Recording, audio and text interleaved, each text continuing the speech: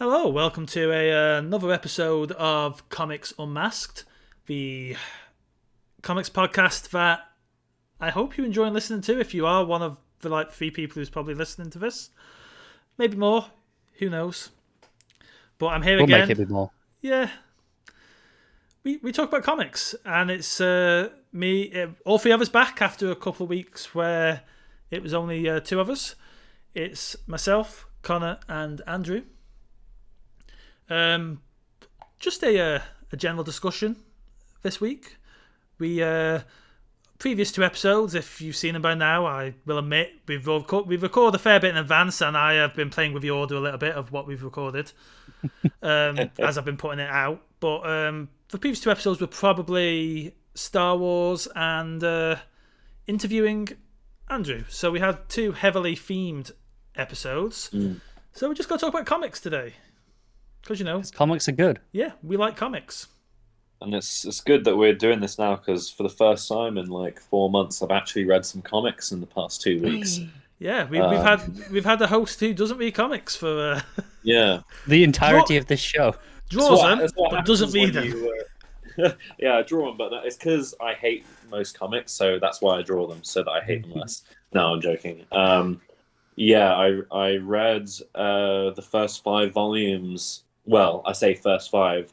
The 5 volumes that have been published so far of Chip Zdarsky's Daredevil. Very good stuff. It is something I need to read. Oh, his newsletter today was great. It.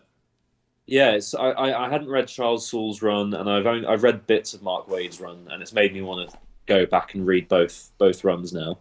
And so the beginning was a little bit like the first 2 issues or so were a little bit awkward slipping into because I felt like there was some stuff that I'd missed out on, but it was all rather self-explanatory.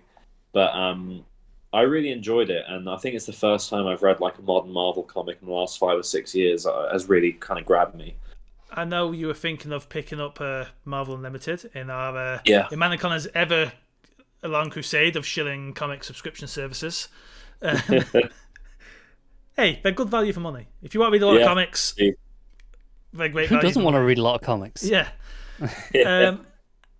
And with Marvel Unlimited only being 3 months behind now as well instead of the old 6 months. Yeah. Like, if you don't want to be bleeding up to date, it's probably the better way to read Marvel. I've switched over to Unlimited. Well, for the most part. I'm in that awkward point of like, I think I've still got like 3 or 4 weeks left till I'm back to kind of where I was, so to speak. So I've just in this kind of awkward waiting pattern. Like, I'm not waiting for my new books. I'm not completely up to date, but if you want another modern Marvel book to read that is fantastic, Al Ewing's Immortal Hulk. I was just about to say this is the book that is probably I'm most interested in reading. The handful that I would recommend is that, which I think is ending very soon, if not already. Like it's coming up in its last issue, haven't they? Yes. Yeah. Which I want to give a weird, massive shout out to IGN for their article about the new Hulk book doesn't even mention the writer. It's just Ryan Stegman is the new artist on Hulk, really? And I'm like, that's the headline. I'm like, God damn, like, fair play. No, it's not Ryan Stegman. Is it not Stegman? It's Ryan No, Otley. it's Otley. Sorry. Yeah. Easy mistake to make because Don Cates is going on as a writer, so yes, you couldn't think that the full Venom team. Yes, that's why I did that because I was thinking of the Cates and I was thinking Zdarsky, which we were just doing, and I read Zdarsky's newsletter earlier today. And he talks about Stegman. He took a lot of shots at Stegman. Yeah. The Batman meme that's been doing Twitter this week, like, give us your controversial opinion about Batman, which is not like the world isn't full of Batman hot takes. He decided to follow up by giving Zdarsky just a newsletter where he just gave his hot takes on other things. On like everything. It's great. I think I got some of them here. Wolverine. It goes, why did he wear a mask all those years when he had no memories? You know how you find people who can fill you in on your past? Show your effing face. It's the third Wolverine one that got me. Yes, a lot of readers think he's having sex with both Scott and Jean, but that's just not true. He can do a lot better than Scott. I love that we're at a point where that is the implied relationship in the comics. Yes. That Wolverine's Scott and Jean have finally got over whatever differences they've got. I'm in some kind of like triple couple situation. Yeah. And I love that it goes like the characters he goes through here: Spider-Man, Superman, Wonder Woman, Wolverine, Daredevil. Which again, he's writing right now for context. He's the best and needs a better writer. Is his points. And then he moves on to Hickman. Not that smart, but very adorable. Then Batman, which I think is quite funny. 4 bullet points on this one. First one, he should use his money to help the poor instead of buying Batmobiles and dressing up as Robins. Point 2, has anyone ever pointed that out before? 3, anyone? Point 4, hello? While we're on that point, let's get into it. The Batman thing. The hot take on Batman should spend his money better. Yeah. That Batman. I've thought it for a while, and I feel like once you think that, a lot of Batman stories lose credibility. It's the sort of thing where there's 2 points to this. One, it's a goddamn comic book about superheroes dressing up as a bat. It's not about actual social inequality in most ways. And point 2, it does address it pretty regularly. Yeah, it's well known that Batman regularly pays for hospital bills of the criminals he hospitalizes.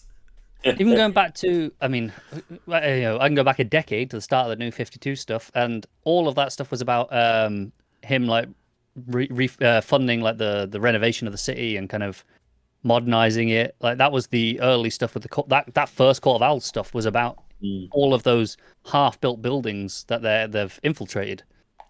And it's maybe this is the problem when maybe you push Batman into being a grim and grittier hero, that it forces you to account for this. Because let's be real, Batman, it's very weird that this billionaire dressed as a bat and fights crime. It's like, is it though? This is the DC universe, not if it was Batman on his own, devoid of any of the rest of the world. Sure. But that's not the case. A couple of cities away, there's a guy who wears red underpants over his trousers and flies around. Superman exists. Wonder Woman exists. Blue Beetle exists. And we also have to take into account that, at least in most modern canons, and obviously this shifts around, but there was a whole generation of heroes before Clark, Bruce, Diana that were doing this. So it's not like Batman one day deciding to dress up as Batman and fight crime. Is even then, and I know because of the nature of it, he is one of the first superheroes, which changed things. But in continuity, you tend to have the Golden Age JSA stuff and all that came before Batman and Superman. Yeah, so it's not even like this orphan who grew up loving Zorro and watched his parents die in front of him. It's not like actually, you know what, I'm going to dress as a bat and fight crime. It's actually that weird of a choice. There would have been stories and films about those other heroes when he was a kid. And it's also safe to say that Batman probably has actually solved street crime in Gotham. He spends most of his time dealing with super crime. True. No, there's a fair point to that in the sense that if you go back to year 1, it's all dealing with organized crime. It's all the mob. How often do we deal with the mob anymore? Very rarely. It's usually because Nightwing the mob is dealt with, right? The Gotham mobs are gone. Yeah. It's a very fair point. I hadn't really considered. Yeah. It's that same old Grant Morrison take, right? Where he's like, why does it matter who changes the tires on the Batmobile? It doesn't. Although Harold is a great character. A deep cut these days, but I think last seen in Snyder's All-Star Batman, I believe. Yeah, I think you're right. Which was still, probably coming up on 5 years ago now. Yeah. 4 or 5 years. Jeez. But yeah, you either have to accept Batman for what he is in the context of what he is, or not. But forcing real world expectations onto such a character is an odd hill to to die I don't on. really like, want realism in my comic books. in my superhero books. I don't mind Yes, yeah. I think that. I mean, context here. Come on. Mm. I'm not saying I don't want. I want realism in something. I don't know. That's trying to be a historical biography of someone. Yes, that needs to be realistic. It's about superheroes. It's about capes and tights. Like, it's okay to be a bit stupid. Yeah, and superheroes are at the best when they embrace the fact that they're inherently goofy.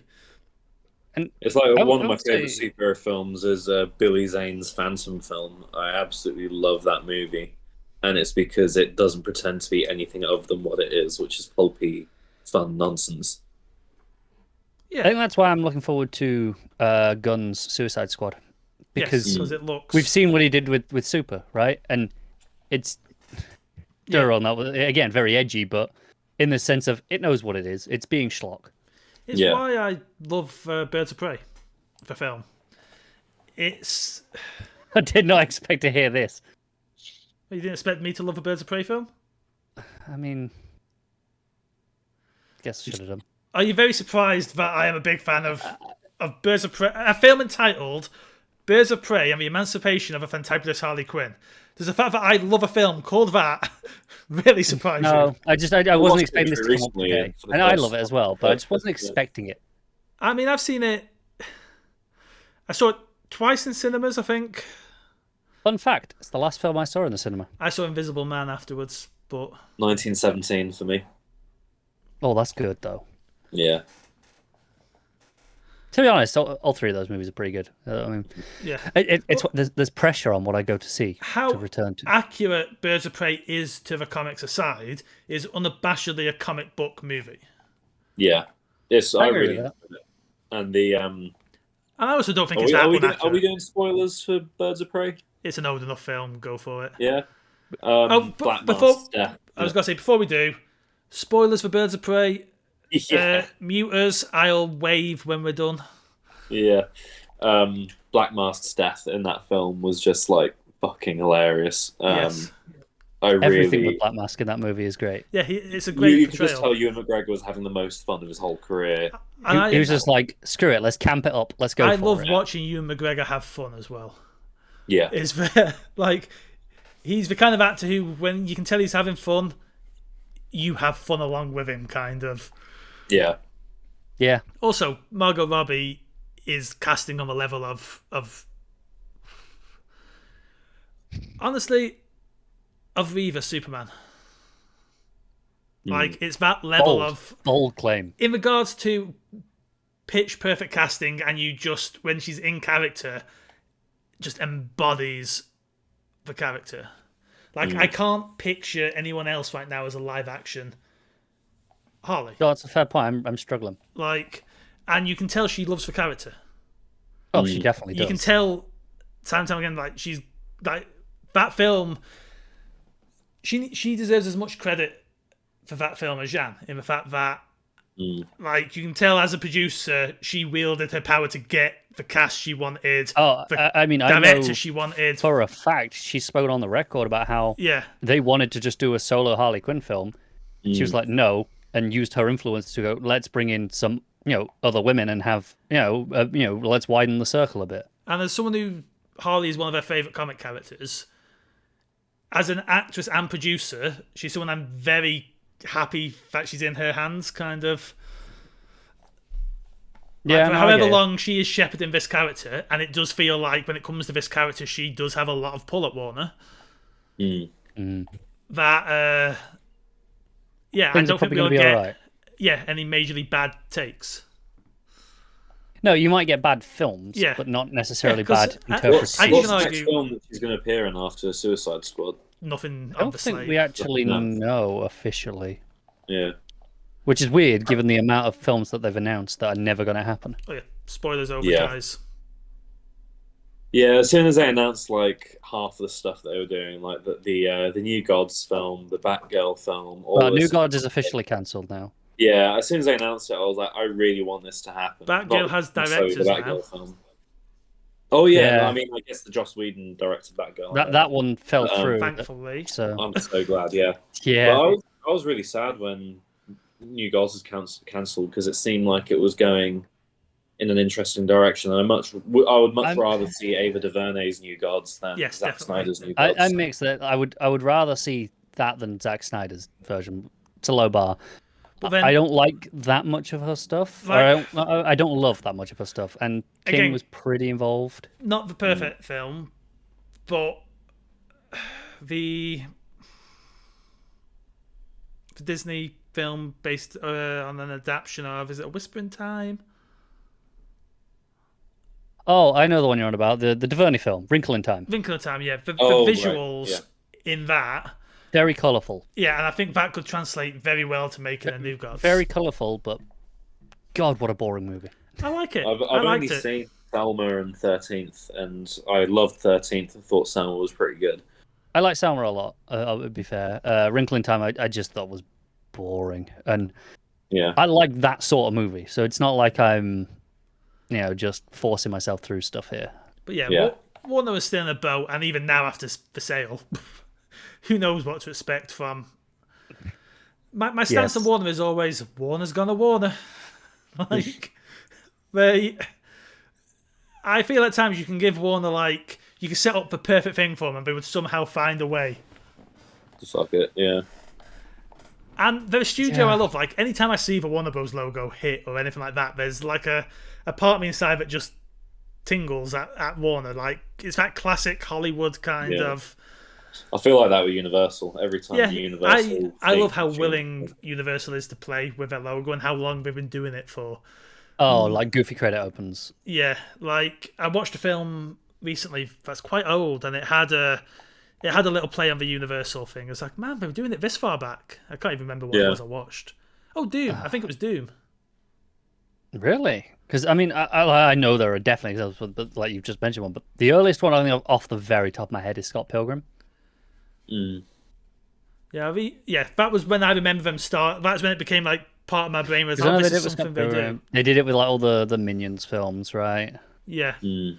Oh, while we're on playing Wolfman with things, did it with and films coming up soon, we're getting an amazing sounding straight to DVD VOD home release. VOD, that would be the term I'm looking for. Teen Titans Go movie. I can't wait. Teen Titans Go. So, if you've not seen the Teen Titans Go movie, watch it. It's hilarious. It is. It's the best DC film of the past 10 years. Yeah. Really? Yeah. Wow. Okay. The thing with Teen Titans Go, I will always describe Teen Titans Go as Always Sunny in Philadelphia for kids. That's 100% what it is. Wow, that sounds... All of the characters, they are terrible. They are terrible to each other. They are just the worst, and it's so good. And so we're doing a VOD called Teen Titans Go Watch Space Jam, and by the sound of it, it is just going to be a Mystery Science Theater style affair where Space Jam plays and the Teen Titans are watching it and commenting on it. Brilliant. And knowing how the Teen Titans Go Teen Titans are, it's going to be... I'm very excited for this. I'm more excited for this than I am for Space Jam. Have you seen Space Jam? Like that trailer? Let's also be honest. It's everything Space Jam probably... Space Jam is not Space Jam. It's Ready Player One. It is, but... That's pretending to be Space Jam. Space Jam, hot take time. Space Jam isn't that good. I don't think it ever was, but we all have a lot of nostalgia for it. Mm. But Back in Action is a better Looney Tunes film of a similar time frame. I've seen Looney Tunes Back in... That's the one with Brendan Fraser, right? Yeah, that is full on a Looney Tunes film. I've seen that one, but I can't remember if I've ever actually seen Space Jam. Don't ever watch it if you haven't. Really? You will probably, if you've never seen it and you don't have nostalgia for it, there is very little chance of you actually enjoying it. I would say the best thing it did was invent Lola Bunny, so many years later in the Looney Tunes show, they could completely redesign the character, give it to Kristen Wiig to voice, and go nuts with. Right. And piss off half the internet. But her Lola Bunny, they shift Lola Bunny into being Bugs Bunny's stalker. effectively. Yeah. And Wig just goes to town with a part. Did it? And it's spot on. Any of you ever read many of the DC Looney Tunes crossovers? No, I've heard they're pretty good, and I remember They're a bit hit or miss. Some are good. They a weren't. screenshot from like Flintstones going around where it's like we committed genocide, Barney, or something. Oh yeah, well that's Mark Mark Russell's, Russell who does Flintstones. Yeah. It's very Mark Russell. Yeah. Those Looney Tunes one shots. I very much liked the Looney Tunes half, where it's the DC characters interacting with, the actual Looney Tunes. Yeah. The DCification of the Looney Tunes characters, I was significantly less keen on. That's fair. I really like the Batman Elmer Fudd. Yeah, the Batman Elmer Fudd is the standout as being That's the Tom King, and it's like it's one of those, like, if you want a perfect one shot to hand someone, Yeah. that's kind of up there as one of those things that you can kind of just go, here you go, that'll do. Yeah. It's good. It is good. Yeah, I do recommend checking it out for anyone who hasn't. Yeah, so we've mostly talked about films so far today. Yeah. We have, although Comic book films, granted. mostly comic book films. A Yeah, little bit of final comic book news. I've not watched the show, comic book film news, but Jupiter's Legacy's been cancelled. oh, what a shame. And then announced a spin-off the next day as well. Yeah, and Miller has released a statement claiming it's all intentional. Yes, it ended with a cliffhanger. We definitely meant to do this. This $2 million show, $2 million an episode, I'm assuming. Yeah. Or was it 200 million for the series? I don't know. It was expensive, nonetheless. It was Didn't only ever look meant it. to go one season. Sure. The truth is, I still stand by the only way you get good stuff out of Miller products is to give them to Vaughn. Yeah. And So Goldman. far, And I that's will the go only on thing record, I'm not a Mark Miller fan. People I don't hate are, everything it's he's ever fine. done.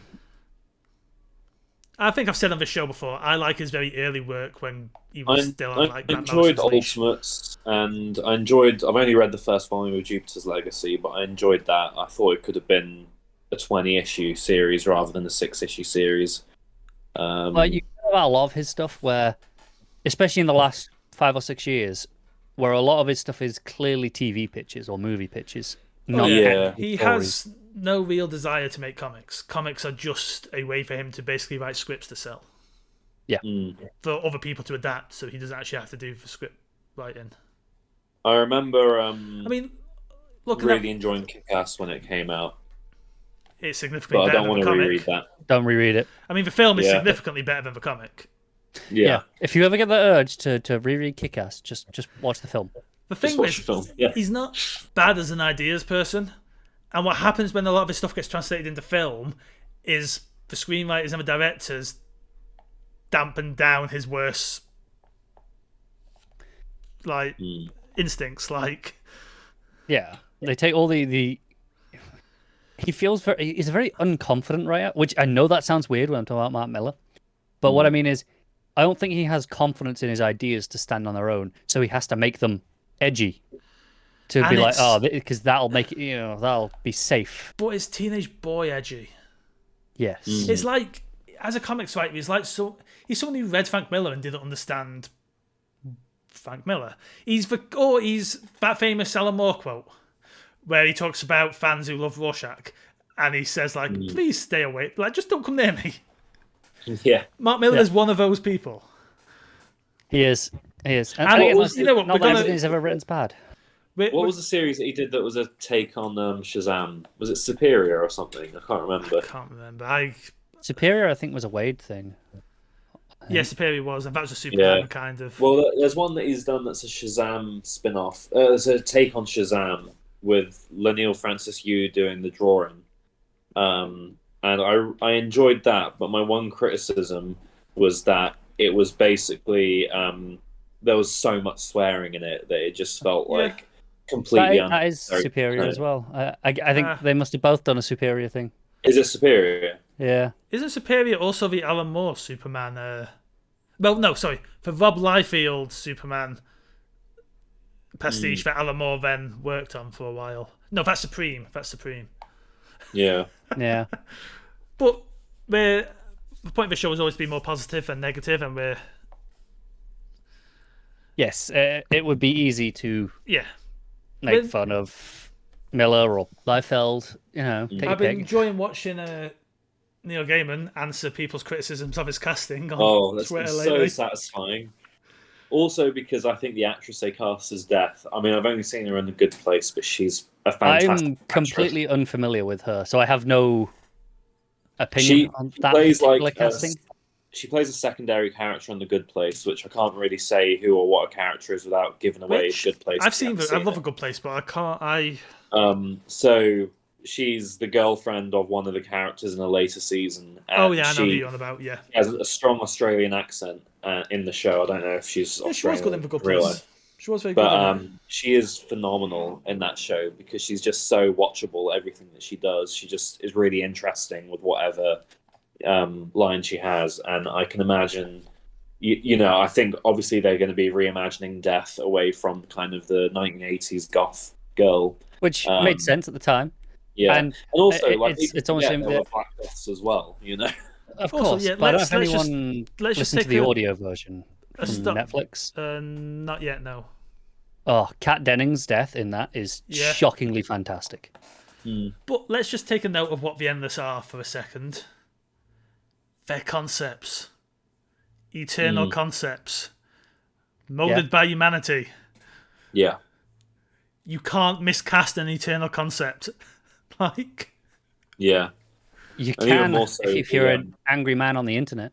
The pushback against like casting a non-binary actor as a But for non-binary Desire as well. Like, Yeah. Who, I really, believe- Desire of all of Yeah. them, that's the one you've got a problem with. I don't know if that's what pissed them off so much as being pissed off that they included all the pronouns of the actors in the casting announcement. They did this the Which- first time around as well. Yeah, and also, when you have a non-binary actor in your casting announcement, it kind of makes sense. Like, if anything, when I saw it, I was happy that they'd done it, and I was like, more people should do that. Yeah, I'm on the stance that it should just become Industry standard. Yeah, the more it's normalized, the more it's normalized.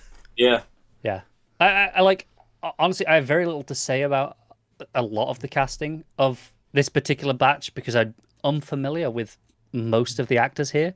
So I'm not going to say anything bad about those because, But it I don't know, they feels could be like amazing. There is a But- lot of. Go Sorry, I was saying, it just feels like there's a lot of love and care going into the show. It feels like Oh, absolutely. they're going for it and they're giving kind of full creative freedom on it. I would just like to say, if anyone has read some of the early Sandman stuff, I know, James, you have, right? And Andrew? I've read the first 2 volumes. Yeah, Okay. I've read the lot. So that casting of Stephen Fry as Gilbert I can't remember Gilbert. is possibly some of the best casting I've ever seen in my entire life. Which That like- one of the people in the serial killer convention. Yes, he's Yes. the older gentleman who Yeah. looks Right. after the other one. Yeah. And it sounds like, listening to Gaiman talk on Twitter about it, it sounds like they are doing a faithful-ish arc by arc adaptation. I believe that was always the plan. Yeah. Yeah, which is interesting. I'll be interested to see how many characters from the DC universe pop up. Like, is Etrigan going to be in this? It's so easy to avoid them though for a lot of them because they're just Yeah. like, Harder like I in think the there's an earlier early stuff. issue with like Martian Manhunter in there and Yeah. Also worth noting, can we spoil a particularly ancient comic that people know because people may want to read it with all this? But it's worth noting, the final arc features an awful lot of DC heroes it Right. at a does, certain and, event. and there is one particular character in this casting bunch which starts to tie in towards that stuff. Oh, is this the Constantine casting? No, although Good very casting for interesting Joanna again. Constantine. Is it Teen Yeah. Time? it's officially Tynan, but no one Yeah. says that. Yeah. Everyone just says Constantine, even though I that mean, is like- objectively wrong. Teen When feels... I saw that casting, I was kind of part of me wished that they had done John Constantine as like a a proper John Constantine in an R-rated show would have been great. But on the other hand, if you're going to gender bend, no, it's not. Joanna, it's not gender she's bend. a character. She's a character in like she's like in the 1700s. Yeah, it's like an she's a legit DC character. She was a gender bend John Constantine. No, it's there's a point in that. She's a Victorian adventuress who fights evil. I have no idea. Yeah, I guess it's a legit. Yeah. Right, because I saw Johanna Constantine. I was like, they've just like. You're not the only one who made that assumption. And the obvious one is Joan Constantine, not Joanna. It is still possible that they are taking some creative liberties, and this is a gender bent John Constantine. You know, yeah, maybe that's actually the route they're going, but I suspect not. Mm. Yeah, like because she is a legit. Like I say, she is a legit DC character. Who... Especially, you know, once you get into Sandman especially after the first volume, maybe after the first two. Mm. Sandman jumps around a lot. Like, it's a lot of really self-contained short stories. Like, we'll go do, here's an issue dealing with Shakespeare. Here's an issue that's just cats. Yeah. Which, it sounds like they're going full in on that cat issue. Are they? Like, there's been talk, again, some stuff is just like, oh yeah, we've cast Cat Morpheus. Yeah, really? Okay, I'm down. The cat issue is a wonderful one-shot as well. I'm going to have to buy the omnibuses to read this all through. I would say they've got the deluxe versions coming out at the minute, which, yeah. You know, if you don't want to, because I believe the omnibus is a bit unwieldy. If you want it in a big format and you can source it, the absolutes are the way to... Right. I've got 1 through 4 of the absolutes. Pricey, I got them as they were coming out because Sandman's what got me in to comics again. So I was a big Sandman. Thing is, I've never picked up Volume 5, which is good luck now. Yeah, which is Volume 5 has. Pardon? Haven't they kept the absolute Sandman? I think they have actually. I think they've kept them in pretty consistent print because Sandman. Because it's Sandman. Yeah. Yeah. Volume 1 to 4 is for series. Right. And then Volume 5 has things like Dream Hunters and All Season. No, the one shots of each Endless. Is that Endless Night or something? Endless Nights, yeah. Because I've read Sandman Endless Nights, Dream Hunters, and it's got Sandman Midnight Theatre. Volume 5's got both Dream Hunters in as well. Yes, it does. The prose novella and the comics adaptation. And then you've got Overture as well after that. Yeah, does that exist as an absolute or? It does. Yeah, it does. And there's the Death absolute as well, with the 2 Death miniseries. It is, although those are a lot less essential. Like you could get absolutes 1 through 5, and then I think Overture is essential. That's an important part of that story. I do have the Death absolute, but nice. I love the 2 Death minis are great. Mm. I think it's fun because I love Sandman. I think that's kind of clear at this point. Yeah. For me, pales in comparison to Lucifer. Marvel Unlimited for DC that somehow has Sandman. It will soon. What was that? Sorry. You were saying, is there an equivalent to Marvel Unlimited that for DC that has Sandman? So you've got DC Universe Infinite, which it has most things published by DC outright. Vertigo stuff is a bit more hit and miss. They're kind of adding more as they go. I would say there's barely any Vertigo on there. Like when they launched, they had like all of Lucifer, all of Scalped, a couple of other things. When you consider how big this month, they just added all of Sweet Tooth. Yeah, because we didn't really shout about it; just kind of appeared. Well, it's because the Sweet Tooth show is dropping tomorrow on Netflix tomorrow as we record this. Mm. But yeah, it doesn't have. When you consider how much Vertigo stuff exists, there's barely any Vertigo on there. I guarantee you, 100%, as we get closer to this Netflix show, Sandman will show up. Sandman will be on that service. It will, yes. It will. It's not a matter of when. It's not a matter of if. It is just when. Yeah, they're saving it for the service. They're saving it to kind of get subscriptions to the service when. As soon as it starts, we haven't hit our target this month, right? Sandman. Yeah. Because that will grab people, and as it rightly should. And worth noting, service is US only at the moment, but is coming world wide They summer. claimed summer. Obviously, But, we are now in June and we haven't heard anything to quote yet. myself from earlier, Warner gonna Warner. Yeah.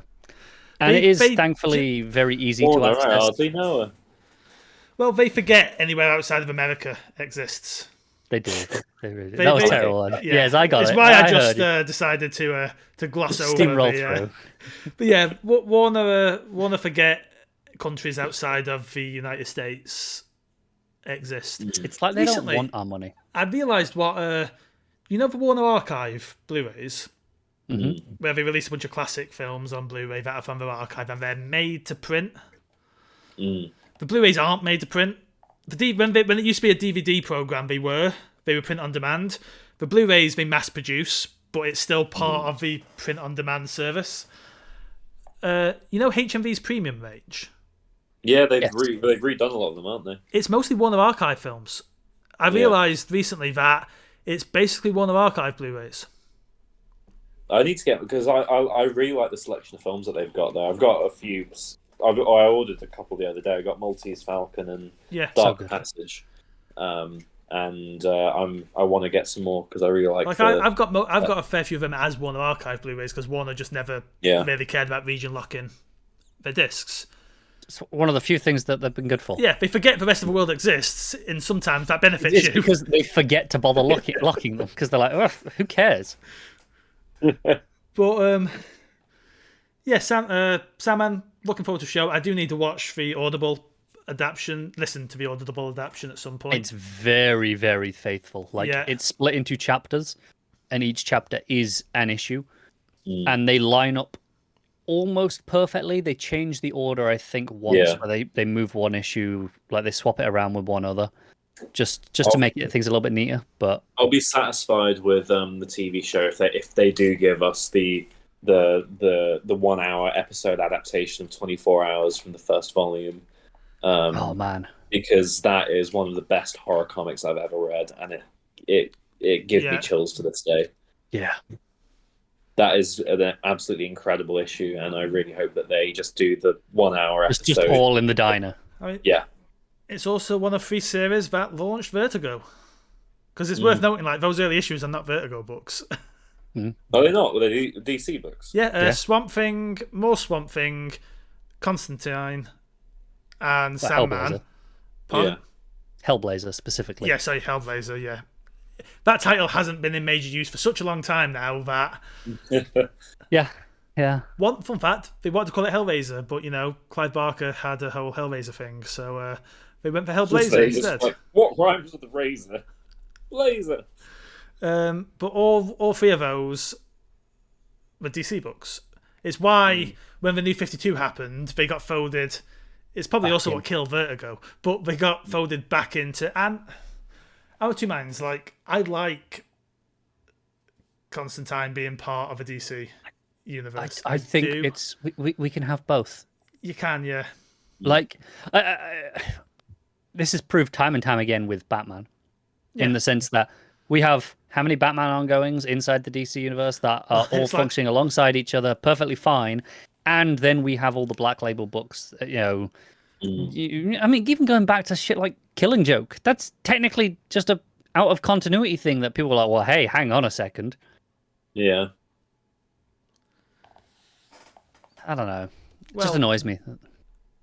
Going on to another comic discussion, and definitely comics focused here. We're not going to track onto adaptations into other media. Have any of you heard of this new up and coming writer called James Tynan? Tynan for fourth. He's got a new comic out this week. We definitely didn't do a whole episode on his thesis. No. Yeah. Well, he's got a new book out this week. Has that episode gone live yet? It has, hasn't it? What's that? I wonder if that episode's gone live yet. I don't know. You tell me. Yeah, I'm on live. I should know. Who knows? Yeah. Clearly no one. Yeah. This stuff does go up. We're not just doing it for our own entertainment, but... it's new comic that I have not read yet. Yes. And if anyone does follow me, if anyone does follow me on Twitter, I've been singing its praises. Yes. With typos. As of everyone else. I saw like store owners like Ryan Higgins on Twitter laughing at other stores who were sold out because it's like, come on, why did you not overorder this book? Yeah. Like, it's clearly going to be huge, given everything Tynan is huge right now. Like, it's just... Is it that good? For me, yes. Now, everyone's mileage may vary, so I'm not going to say it's the best thing you'll ever read. It's the best thing I've read in a while. High praise still. Yeah. That said, after I read the first volume of Department of Truth, I also came out of that thinking, like, damn. I've not read that yet, actually. I realised what Department of Truth is the other day. It's X-Files for our fundamentally broken modern world. It's X-Files for a post-truth kind of society. It hasn't necessarily got the same dynamics as X-Files, but black-suited government conspiracies but it's that kind of thing, but in a world where the truth no longer really has any meaning. Like, that sounds really interesting. It's very good. I caught up on it last night. I was 2 issues behind, and it's so weird for me, like, because Tynan, there was a point where, not that long. I mean, to probably like 6 or 7 years ago now, where his name attached to something, I was like, okay. I mean, it'll either be okay or I will give up after about 2 issues. And then, because it was like, being groomed at DC for a while because he was one of Snyder's pupils. He started on like, here's some backups in Batman, and they did like some other stuff like Talon. And then he was one of the writers on Batman Eternal and Batman and Robin Eternal. I liked the first Batman Eternal. I thought it was... I thought it was pretty fun. Yeah. It wasn't. I'm not going to say, it's the best Batman story ever. It's fair. If DC announced a new weekly series, I would, like, at some point in the future, I'm like, I don't want them to do them a load and all the time. But every so often. I don't mind where they experiment with weekly stuff. It usually works out well. It does, yeah. Like, their batting average on weekly books, 52. Excellent. Wednesday Comics. Phenomenal. And then Batman Eternal. Yeah, pretty good. Batman Eternal and Robin. Yeah. Yeah. And, by the way, I've just signed up for Marvel Unlimited as we're speaking. It's definitely worthwhile. And it is. You will find stuff to read. Yeah, like, if you're ever in the mood, like, you know what? I want to read some Kirby. It's all there. If you want recent Marvel stuff, my quick, literally rapid fire recommendations. We're already reading Daredevil. We mentioned Immortal Hulk. I would say Thor. You can start with Jason Aaron's stuff if you want. Jason Aaron's Thor is fantastic. That whole saga. Thor. I've always wanted to read that. So that whole saga is excellent, and it runs right into the current book, which is Donny Cates, which is also excellent. You could just start Donny Cates if you really wanted, the most modern, up-to-date kind of take. Have they got Conan on here? No, annoyingly. I don't think they have the right. I don't think they have the rights for digital stream, like for a digital subscription service for Conan. I think those rights are tied up elsewhere, which is why, because they also don't have.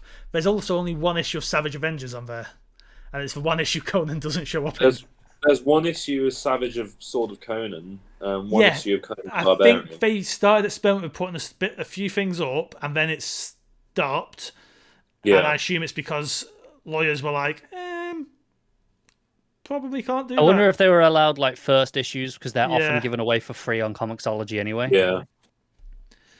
But not in terms of licensed material, Kyle Higgins' first Ultraman mini is very good.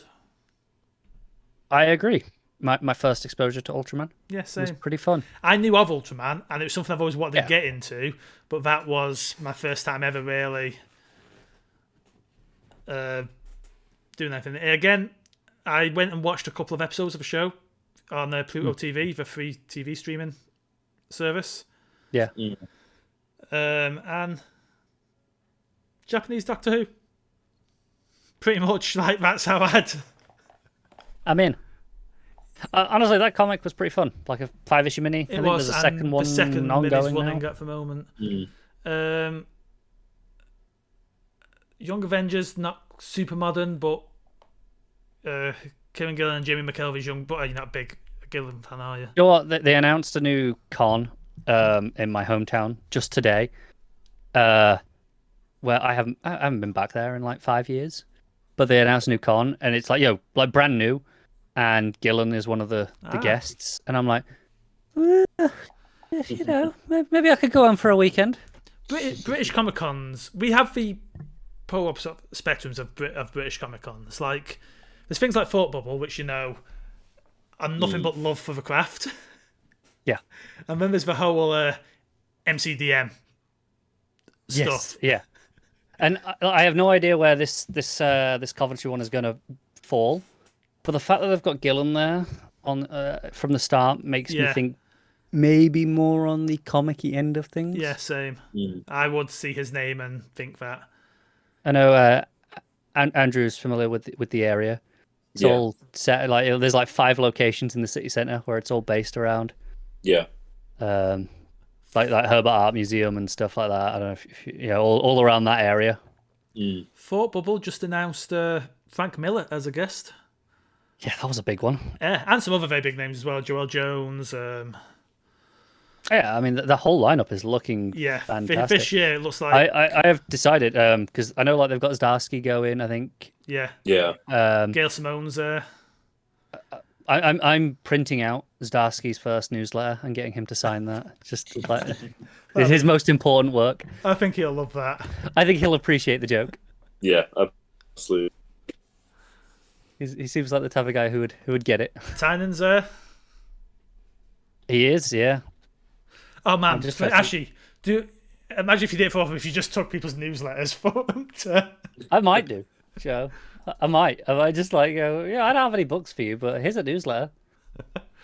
With Snyder has just started doing YouTube videos about like the craft of comics, like using create your own books of like people he's friends with as examples. Maybe I'll just like screenshot one of those. I actually I wrote the first page of an idea that's been batting around in my head for years. Originally as a short film, but I've figured out how to shift what it was meant to. At one point, it was a Neil Diamond musical. Yeah. Oh man, Ram V's at Thought Bubble as well, James. Yes, it's a hell of a. Nice. It's a hell of a lineup. I bought my ticket the other day. I haven't yet. Not bought a hotel yet, but I bought my ticket. I barring last year where it was a digital thing and the year before where it was I couldn't get out of work. Yeah. I think I went 5 or 6 years in a row before that. I have never bought my ticket more than a week in advance. Yeah. I saw that now, so I just thought, I'll go for it just in case. I definitely want to go this year. So Andrew's going to come, right? We're going to have a big. Absolutely. We're going to have a meet up and we're going to record a live episode in the pub. Yeah, one of my friends has got a table actually. Yeah. Oh really? The name's Amy. They do their stuff under Hesitant Doodle as their pen name. They do a wrestling comic called Guts. Yeah, you've mentioned it before. Yeah, which by the way I've read the second issue of now and is really good, really really good. So recommend that to our listeners. Actually, I realised before we went on this beaten path, I was saying why I think he was good. Well, what was good? Why a Nice House on the Lake is very good. Oh yeah, Tynan. Yeah, spun it back around. Great pacing, great art, confident. There is a level of confidence to his writing now. That he knows what he wants and it comes across. Yes. Like, not in necessarily because what they write is similar.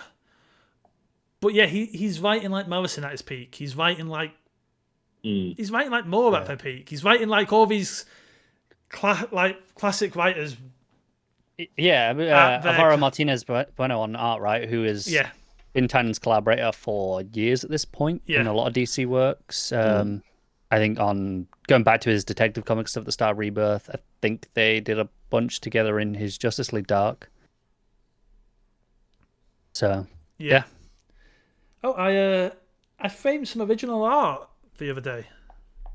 Oh, did you? What have we got? Yeah, the commission from our own Andrew here of Zatanna. Oh, nice. What is it? Let's pull it a bit more. Oh, I can't see it because of the way Discord is. Yeah. Oh, is it Zatanna? Yeah. Yeah. With your Yeah. little Kirby crackling effect for the hands as well, which Nice. I really appreciated. I have a piece by Andrew as well, but it is on the wall that I can't turn the camera to, or I'm going to lose my positioning. It's a Spectre piece. Oh yeah, I remember drawing that. Yeah, it's very nice. Yeah, Just listeners will have to take my word for it. That feels like a similar tone to our choice of characters there. I think I actually gave him free reign. I was like, just pick a DC character, have fun with it. Yeah, and I was like, you know what? I like the Spectre. That was the mood I was in. Spectre is cool. I know nothing about the Spectre outside of Kingdom Come. You know, that's the only thing with Spectre I've ever read. Let's talk about Spectre for a bit then. Yeah. Well, where do you want to start? That's a convoluted history. Easiest, I think the easiest pictures. God's Vengeance. I just love the fact that that is a DC superhero. Yeah. I love it's one of the things where it acknowledges that God exists by its very nature of this character. The DC universe 100% has God in it. Like, there's no if, how, or why. Now, at times it's been voted like, is God just for Source Wall? But what do you mean, James? God is in our universe as well. The take on God in Lucifer is utterly phenomenal. Like if you read Lucifer, there's a couple of like minis before the main book starts, which are super fascinating. Like, it deals with different religions, and it has like a whole issue around like this one of the Native American religions and how it is exactly as real as Christianity. Literally, physically as real. And obviously, this is Lucifer. It's inherently tied to Christianity, right? As a character, he is, the fallen angel. So it was such an interesting take, and the things that book does with God. So good. I've only ever hodgepodge read Lucifer. I've not read it from start to finish. I should probably correct that. It's my favorite Vertigo book. I do like Carrie as well. By a long shot. Really? Wow. He wrote one of my favourite urban fantasy novel series, did Mike Carey. Before he became a MR Carey and started writing more serious kind of horror works. What book's this? Felix Castor. About a very very Constantine-like. I'm shocked. Pretty much written at the time Carey was the writer on Hellblazer for a couple of years. Yeah. About an exorcist living in London. Who I'm seeing the similarities already. Whose friend got possessed as when they were younger, and they accidentally he's not as much of a scumbag. Yeah, because while I'd say we've shifted back, especially with him being in the DC universe, to a slightly more heroic John, a John Constantine who does do the right thing. It's worth noting that towards the end of one, at least, Vertigo John was not a good person. They might do the right thing, but they were... I think it's really interesting. I've read... Because, it's been published in the... Well, I say new, it's not new anymore, but those reprinting volumes that they've been kind of doing very consistently, working through the entirety of it. I think I've read the first 15 of those at this point. I think I've read probably about 120, 150 issues, somewhere in that range. Yeah. So coming up on half. He is rarely a good person, but often still is quote unquote heroic. Mike Carey's original graphic novel, All His Engines.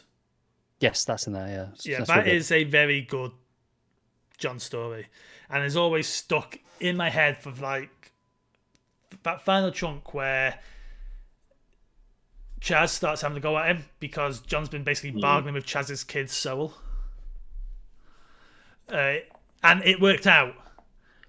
But what if it hadn't? Yeah, Chaz goes, you play poker with my kid's soul. And John just looks at him and goes, nothing that complex, mate. I play chicken. And it's oh... I think outside of the Alan Moore Swamp Thing, I think the only Constantine comic I've read is there was a graphic novel by Ian Rankin, Dark Entries, I think it was called. I loved that little experiment Vertigo did with Vertigo Crime for a while.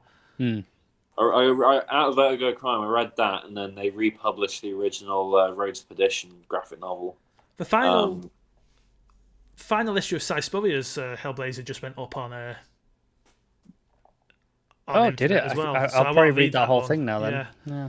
But yeah, you were saying the Ian Rankin. Yeah, and I don't really remember much of it. It's not but great. I remember enjoying it at the time, but I was like a kid, I never felt like Rankin quite got.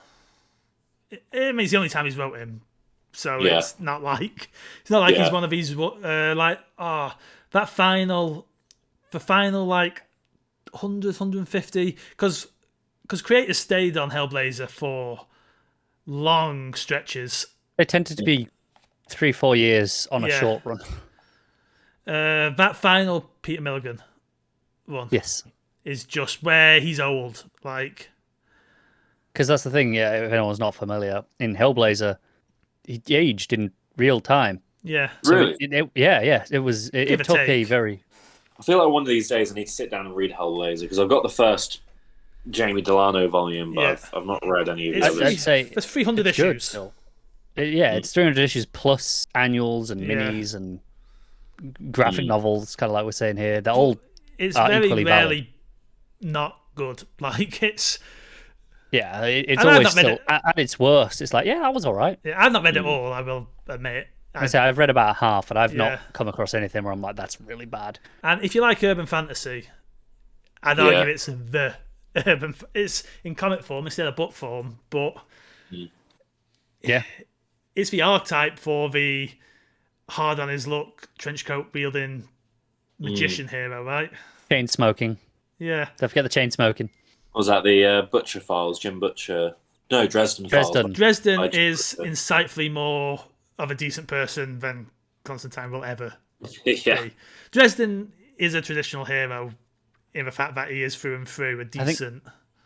Something really interesting about the Hellblazer books as well is how rooted in reality they are. And by that I mean like present day for its time. Like the early issues are all very much dealing with Thatcher. Yeah, it's a fiercely political book.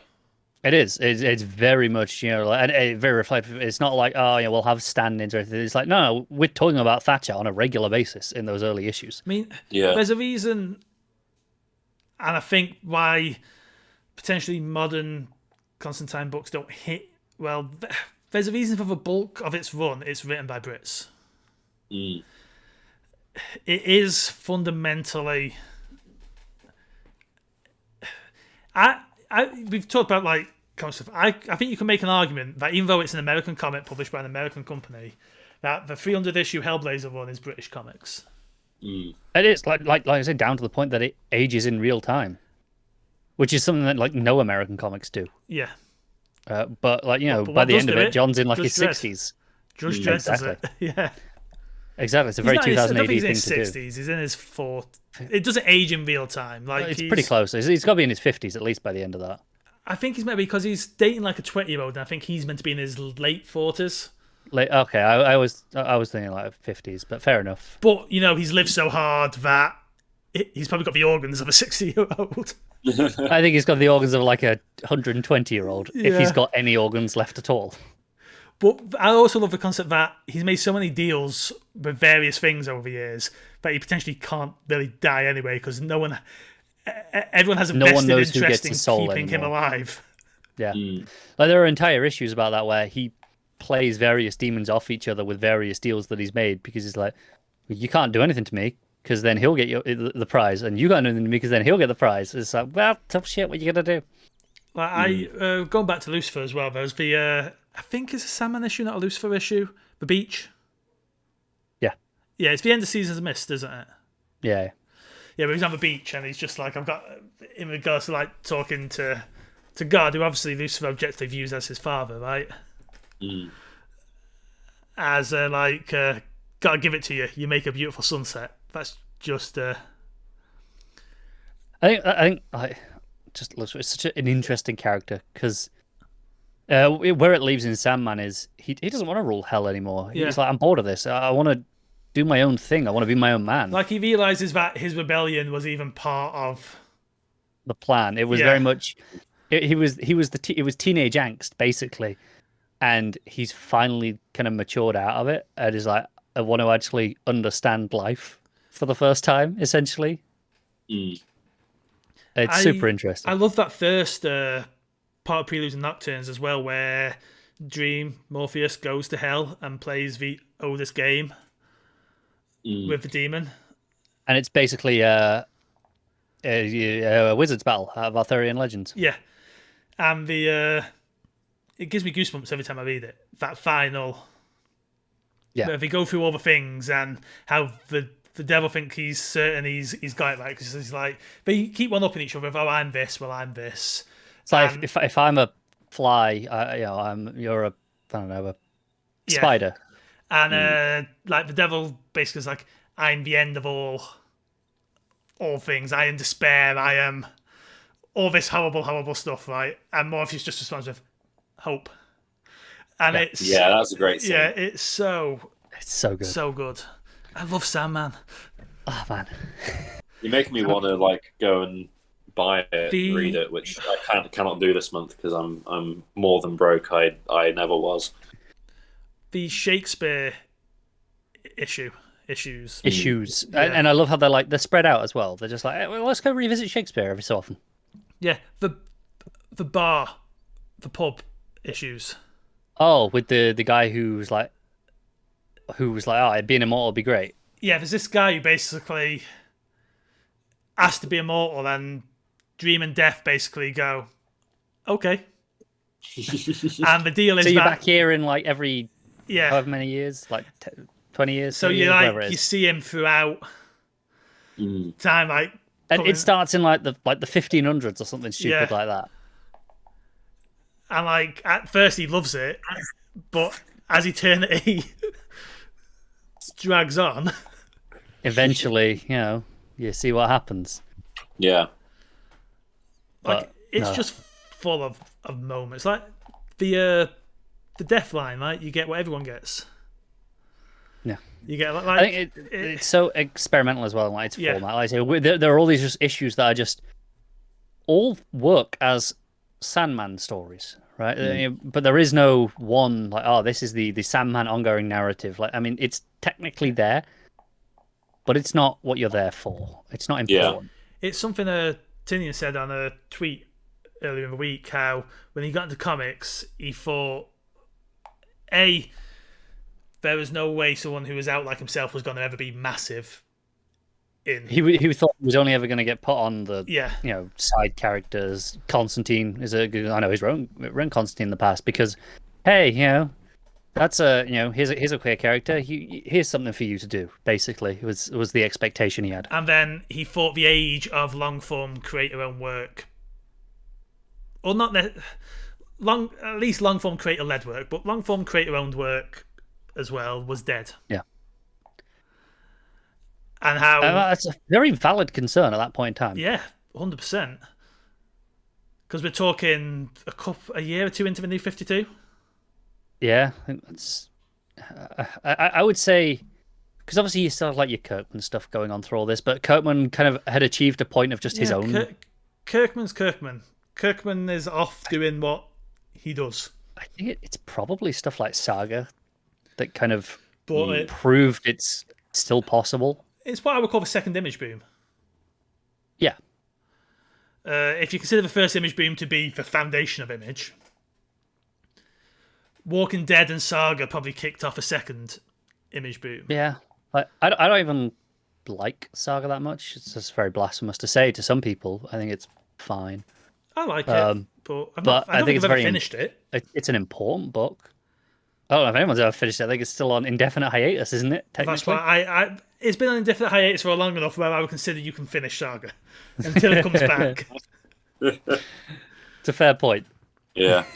On that note, I'm going to have to head, guys, because my battery is about to die. We'll call it an end of the episode then. I hope you've enjoyed our session today, Sandman and other things. But have a good one, guys.